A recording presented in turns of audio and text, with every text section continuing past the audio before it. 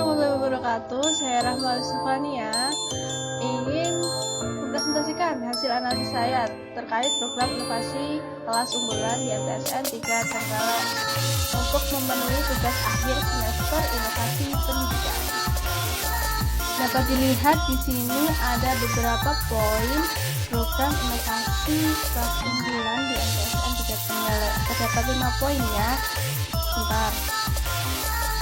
Nah, saya akan menjelaskan poin pertama, yaitu kelebihan. Kelebihannya yaitu kelas tambahan sesuai bidang. Pada kelas-kelas unggulan yaitu ada kelas tambahannya disesuaikan dengan bidangnya masing-masing. Pada kelas A yaitu lebih mempelajari tentang mata pelajaran MIPA, matematika, dan IPA. Adapun di kelas C itu lebih mempelajari tentang pembelajaran bahasa, ya meliputi bahasa Indo, bahasa Inggris, bahasa Arab. Adapun kelas C itu lebih condong ke pelajaran agama seperti Quran hadis, akidah akhlak, dan fikih, sejarah kebudayaan Islam, dan sebagainya. Yang kedua, banyak mendapat relasi. Kok bisa sih dikatakan banyak mendapat relasi? Karena kita berada di kelas unggulan itu lebih banyak dilirik oleh para guru, makanya jika ada info-info terbaru, ingin ada olimpiade, lomba-lomba, pasti guru-guru itu mengambil dari kelas unggulan. Yang ketiga, fasilitas antara kelas unggulan dan reguler jelas berbeda ya. Program mata pelajarannya saja sudah berbeda, apalagi fasilitasnya yaitu jika kelas unggulan terdapat smart TV dan di kelas reguler itu tidak ada. Terus ada rak-rak buku untuk menaruh buku-buku, sedangkan di kelas reguler juga tidak ada. Terdapat perpus pribadi milik kelas unggulan sendiri, dan kelas reguler juga hanya ada perpus umum seperti itu.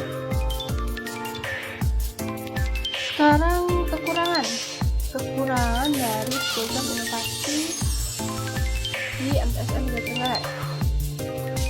Kurangnya waktu istirahat di rumah. Nah, pada saat kita di kelas unggulan itu, kita kan pulang sore, sholat asar berjamaah dulu, baru diperbolehkan pulang. Jadi berangkat jam 7, pulang jam 4, sehingga waktu istirahat di rumah bersama keluarga itu kurang. Yang kedua, belum menerapkan program literasi. Tidak dapat dipungkiri ya, meskipun kita berada di kelas unggulan, program-program literasi itu masih sangat kurang karena minat bacanya para siswa itu sekarang lebih menurun, bukan meningkat. Yang ketiga, siswa dituntut lebih paham daripada kelas yang lain. Untuk pemahaman tersendiri, siswa itu tidak boleh dipaksa, supaya para siswa lebih mudah memahami dengan caranya sendiri. Nah, contoh inovasi pendidikan ada 5. Yang pertama, pendidikan berbasis kompetensi. Pendidikan berbasis kompetensi itu dengan cara mengukur kompetensi peserta didik.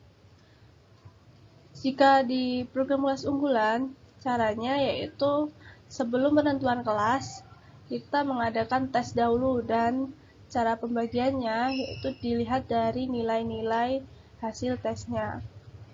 Yang kedua ada flipped classroom. Flipped classroom yaitu di mana para siswa berada di rumah dan pembagian materi atau penyampaian materi itu dari sekolah. Jadi siswa diberi materi dari sekolah, namun posisi siswa itu di rumah. Jadi nanti pada saat proses pembelajaran tatap muka ke sekolah, siswa harus lebih paham atas materi-materi apa yang telah disampaikan dari sekolah. E-learning itu pembelajaran jarak jauh melalui internet. Nah, e-learning itu diterapkan waktu maraknya COVID.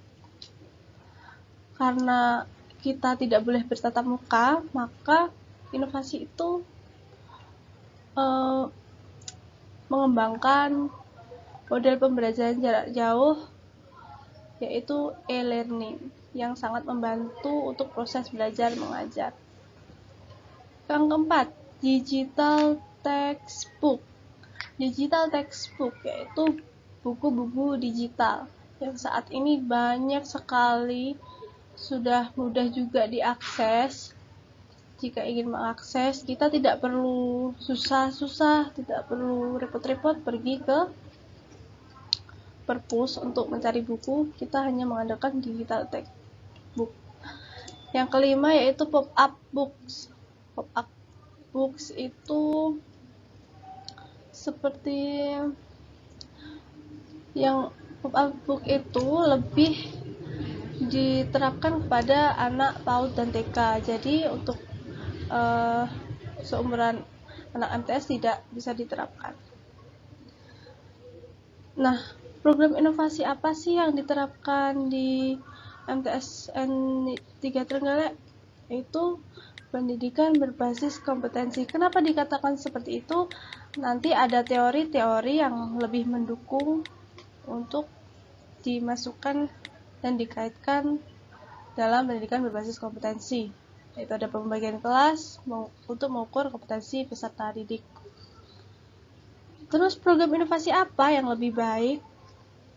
Tidak ada inovasi yang sebaik-baiknya yang ada hanya yang mudah diterima.